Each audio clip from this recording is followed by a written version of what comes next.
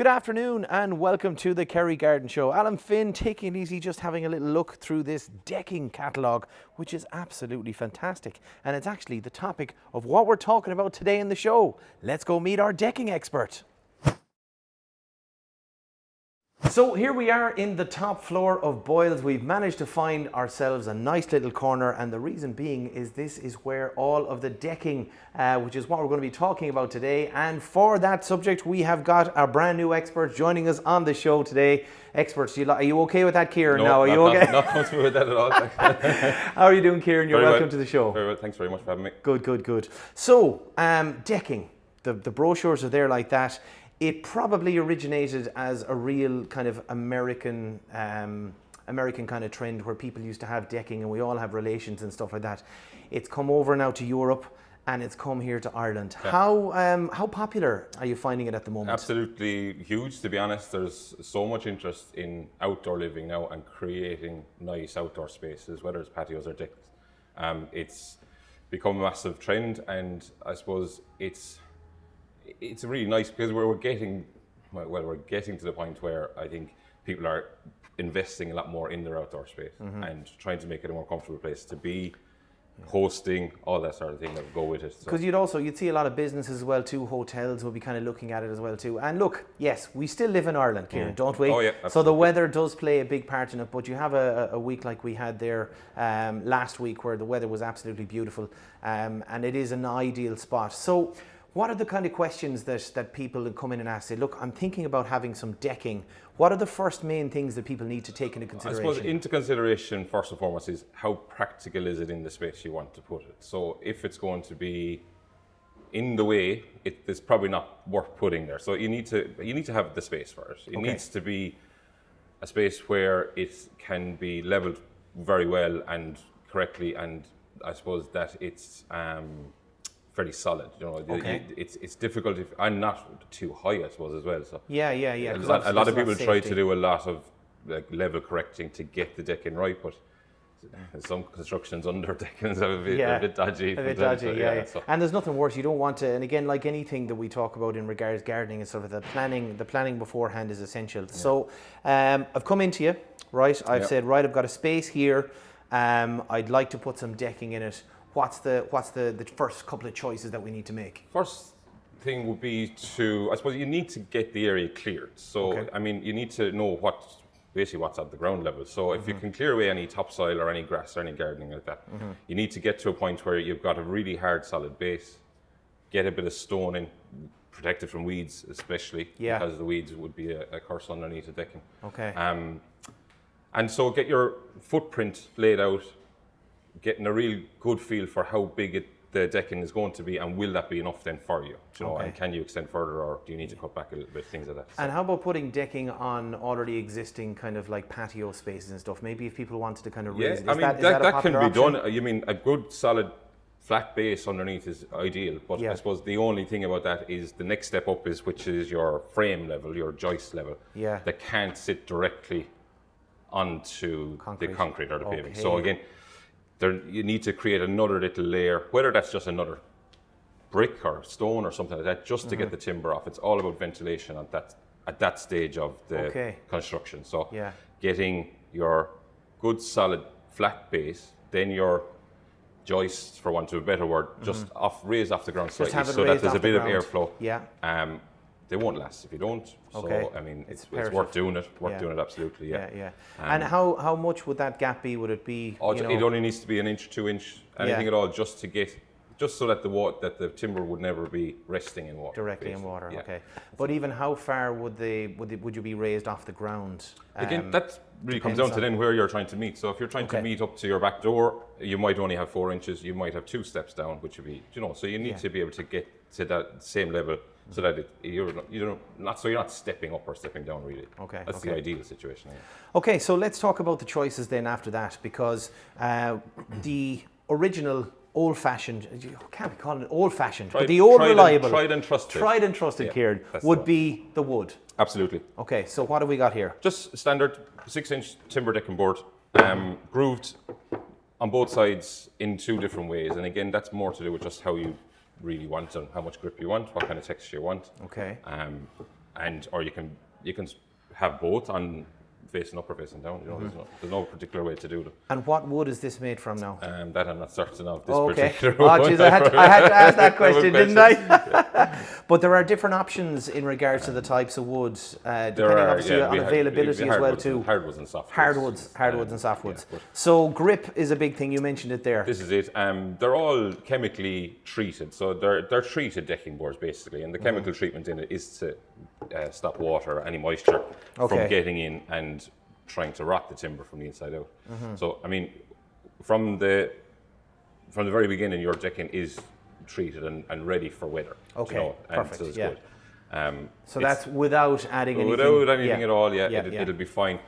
And the treatment does a great job, because I'm sure people out there might have gotten their brand new deck and said, right, in the first couple of weeks, look, I'm going to change the color, I'm going to just hit the other. Yeah. And it hasn't worked because the treatment has basically said, look, to the paint, look, you can't get in here. That's, okay. I'll do so my job. it's actually it's treated to repel. Treated to repel water. So what you choose, but there is the right types of paint if you want. Well, this is it. There's specific decking treatments then you can get in various different brands, and they'll all do a very, very good job at protecting the deck. So I'd say, firstly, if you're just building your deck, you're putting it in, give it time. It needs to weather a bit. So the treatment is going to work for the first 6 months, maybe 8 months, maybe even a year. So give it that length of time before trying to put anything onto it. When you are then going to either to change the color or to give it just more weather protection, just use the correct product for it. I mean, something like these, they will usually take 2 coats. Okay. And again, follow the instructions on the packs or on the tins, because they are essential, to be honest, to do it correctly, because otherwise it's going to be wasteful, really, to be honest. It'll literally wash off, you know. And it's a sort of thing as well too, Kieran, it needs to be does it need to be done every year, does it? You see, not necessarily. I wouldn't be recommending doing it every year. Okay, so you wouldn't recommend because it? of, again, the simple fact that this is doing its job. So if you get this on and it's going to protect your deck for 2 years or for 3 years, it will, and it'll stop the next level of treatment from really soaking into your timber. So in a way, it has to weather out of the board itself. Right. And you can strip back the boards and things like that before you go and retreat it again. Okay. And again, it is a frustration. People are getting it every year and putting it on every year, and it's washing off 2 months later, and they're wondering why. And it's because the previous year's treatment is still working, basically. It's still working. Yeah. So that's it. So let it do the job. Let it do its job. Trust it. And trust that the experts know it. You know, that's kind of the way to go with it. So. Excellent. Right. So that's the wood. We also have another variety here out front. Yeah. And this would be the artificial, I would call it. But composite is the word on it, So it is composite. And it is, like, the composite isn't, I suppose, plastic, which is what maybe people think it is. It's actually a mixture of wood fibres and other plastics and glues and things like that then as well. Okay. So about 60%, and it's all made from recycled timber products. Oh, that's brilliant. That's good to know. Recycled timber. Recycled timbers, and you know, and it is recyclable itself in the future. So. Oh wow. Okay. So what are the options, and what are the differences here, really? If I kind of go from this end, just in terms of the physical makeup of the board, so they're hollow decking boards, and then that's to create airflow through, and also so that improves the airflow, and obviously as compared to the in these particular ones anyway, it does. So you've got a hollow deck system here. This one comes as an option with just a flat side or a groove side. Okay. The next option up, slightly wider board, again another hollow deck board with grooves on both sides, kind of similar to the timber decking. Okay, yeah, this is actually, so you actually had these. Oh well, that's that one. Okay. That's fine. And then we're onto the fully solid. That's the Nevada, that's called, out of our White River range. Okay. And again, it's a fully solid composite deck board. Again, that's about strength and it's about durability. Durability. Okay, and I guess it obviously, because it hasn't got any kind of grooves and holes, it's similar enough to the wood one. The ventilation is you've mentioned it a couple of times now, Kieran. So explain to people now why the ventilation is so important at ground level, but also up on top as well. It's basically to prolong the life of anything. Because with standing water, resting water, that's going to affect. So as part of the subframe, you can have your standard treated timber joists, would say. There's also options of the composite joists that you can build your frame out of as well, and then that's a composite joist, but even these will need to be ventilated the same. There's also an option for aluminium joists as well. And you know, that's just to create a frame that isn't going to rot, basically. Right. Okay. So using something like steel and stuff mightn't be the best idea. Steel again is going to rust, so that's not going to be a good thing. It'll last, but you'll just see rust running out from underneath all the time. So I have to ask, because I know there's probably someone out there who's chanced it and tried to do a DIY job. Kieran, have you come across it? I've seen the videos on YouTube, and I know they're probably out there. Look, they're there. I mean, steel is steel. It'll make the frame for you. It'll be great, but unless you're powder coating it or doing something like that, that's really going to withstand the weather. It's not going to really last. But is this something the putting down the framework and stuff like that? Is it something that someone could do themselves? I think so. Yeah, I think so. Once you stick to the regulations, maybe is the wrong word, but there's specific guidelines out there as to how narrow or wide your gaps need to be, what way the frame is, especially with the likes of the composite decking, about having a double joist system where the boards join and things like that. Yeah. In the catalogue that we have there for our decking range, there's a fantastic how to install guide, and even online on their website, it's wrg.ie. There's an amazing how to installation guide on that website, and really step by step on it. And the composite decking that you have here now, it's White River is what it is, and it offers a beautiful finish. As they said, there's lots of different choices, things like that. So I guess the next question then is, people are going to say, right, after I put it down, after a couple of weeks, I noticed the colour changing. Is that normal? It is 100%. Yes. Okay. On so composite decking, even in this weather, whatever, beds in. The pigments in this are new, and they've just come from it's just in the production of it from the factory. So when it gets out into real life, it gets to know where it's going to be. So the sun will initially change the colour of it slightly. Lighten it a bit. To be honest, no more, maybe about 15-20% over the course of its life would be the kind of the fading side of it, but so most of it would happen in the first few weeks, to be honest, just as it's really kind of exposed. So just to kind of keep in mind, and you'd always tell customers obviously that what you see here, it may get a little bit lighter. They do also, they'll stain as well, because it's a wood fibre product. It is to a degree porous, but it's not, it's not in a way that it'll rot. So it needs to be maintained quite well in terms of being brushed, being swept down, being washed. Yeah. But again, not too abrasively either then. So so no power washing? Power washing, not recommended, not really. Recommended, No. Now, unless you have a fairly small, low-powered pressure washer that you could...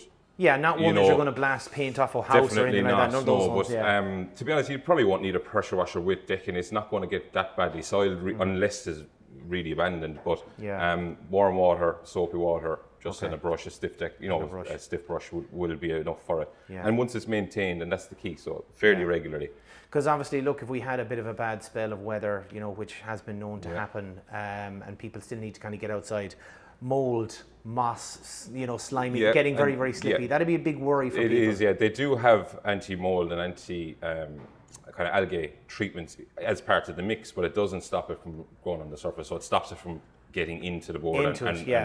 So that whole thing, the warm soapy water and the just brush. to keep it washed off and keep it maintained. But again, that's for your own benefit too. It's just so that you have a nice, pleasant place to be able to sit out. And So. How about scratches? Are we fairly scratch resistant? Scratch resistant. Resistant, but not 100%. If somebody wanted to scratch it, they could. They could, like anything that's kind of garden furniture is going to be the main. That's where I was going to go next. Culprit here, I think, Yeah, dragging a table and thing, you're going to market. It's like wooden flooring. It's like anything, flooring, like anything at all. But again, look, it is very tough. It is very hard wearing. It is, in a way, still made out of natural materials. So, like I said, if you want to scratch it, you'll scratch it. But more often than not, it'll stay fine. It'll withstand wear and tear. Like it'll withstand traffic and all that sort of stuff. So it's very, very tough that way. Yeah. Got another thing fairly important as well too, railings. Also kind of important in case, just to kind of create that like enclosed kind of feel to it as well too. So again, as with the timber, so obviously people might be familiar with the timber railing system. So I mean that can be got in the timber with the newel post, the rails, the spindles, the whole lot, kind of pieced together the kit. Again, in the Portland range, I suppose, to match this, there's a range of railings and posts and again to piece together the range, or there is fabricated aluminium rail system now. Okay, so that's what we have there. That's a smaller version of it, example of it, And again, it just encloses the area nicely. I suppose the only finishes it off. Gives it a lovely look, really. Yeah. The only thing to kind of, I suppose, note about the railing systems is that they're not just screwed sitting down on top of the board. So that'd be key. Okay. These boards won't really hold a screw if someone falls against it or anything like that. So what sort of things do people have to it needs a bit of engineering, I suppose, in terms that it needs to be attached to the subframe, so to your joists, so that's where you will be trying to bolt your railings to, to create that extra bit of strength. It's also recommended, I suppose, that on the outside of the railing, past your deck, and that's what I was talking to you about, raising heights and things like that, that there isn't really a large height there. So the recommendation would be no more than maybe a foot or 2 feet. Okay. Just like, because as I said, they're not really a safety railing. Yeah. They're more aesthetics. It's more aesthetics and just to enclose the area. But if they were really tested, the last thing you want is for them just to go and for someone to end up falling 2 stories. Absolutely. That's not. Yeah. You know, so in that sense, that's not that kind of railing. But and again, that's what you would see. I know relations of mine in America, they would kind of have that sort of stuff. Yeah. What I will ask as well, over here I have a flame retardant. So I'm thinking my barbecue, sitting on top of one of these, wooden decking. Yeah. A couple of things you need to keep into account. There's just, I suppose there's been a little bit of a shift recently in maybe the thinking around timber decks in particular. And on the safety side of things now, it's becoming more of a requirement, especially in, we'll say, the public mobile home parks and things like that, that the timber deckings need to be treated with an anti-flame retardant. We have this product here. It's a very simple product to use. So again, the timber decking just needs to be stripped back, washed out, cleaned back, stripped back. The flame retardant coating put on it, and then after that's cured, I think there's a 4-day period for that to really cure and really take hold. Yeah. You can coat over it then with any other decking treatment. Okay. And it just adds to the flame retardant level of timber decking. Okay. Yeah. Excellent. And that can also then be certified by the suppliers of this. So brilliant. you get online and you go on through and they'll certify that you've done the job. And take the brilliant. So I guess the last question to kind of cover, Kieran, wood versus composite. Okay, now there's obviously a difference short term, but the long term benefits, where do they lie? It's, I suppose, in one way, the environment is one. Yes. So, I mean, because it's made out of recycled material, because it's recyclable, and because its lifespan is much, much longer than timber, this makes it a much more sustainable product. Much more sustainable, okay. It is dearer at the start. I mean, there's no doubt about it, but it's dear in the sense that it's maybe a more of an investment in a long term. I mean, the guarantee on these would be for 10 years, but a guarantee is 10 years. I mean, the realistic lifestyle is going to be, could be double that, could be longer. Okay, wow. Okay. That's on the Montana range is 10 years. We have our Ultra Shield range here as well, which is this wood grained, and it's just a slightly different makeup, and it's fully outer coated. The warranty on those is 25 years. Wow, okay, right. I've never seen anyone with a wooden deck that lasts 25 years. Okay, but anyway, they can claim it. And you see, that's the thing here. And so I guess people can come in, and we didn't even touch on these beautiful wood grain ones. Range, So I guess the main thing, again, just to get back to that, is if anybody is actually thinking about considering decking, get an idea of your space. Get a plan, draw it out. Draw it out, whether it's drawn out, and even if it's on the back of a beer mat or something like that, it doesn't matter. Once you have an idea of the shape and the kind of size, and you can even just pace it out. I mean, all these things can be quite rough at the start, just to get an idea of, will it fit? What's it going to entail? How much material is needed? And all that kind of stuff. And come in and we'll have a good old chat, because I mean, we can go through the whole range here. We can draw them out. We've calculators on the computers that we can figure. Excellent. Any questions they need? And have a beautiful outdoor space. Well, I think that would be what we'd all love to have. Kieran, thank you so much for coming to us and talking to us about decking. It is, of course, upstairs here in Boyles. If you want to come in and chat to Kieran about possibly adding a nice decking area to your outside, it would be perfect. Thanks again, Kieran. Thank you for listening and watching. And for myself, Alan, Dave, and everyone here at Boyles, we'll talk to you next time. Happy gardening.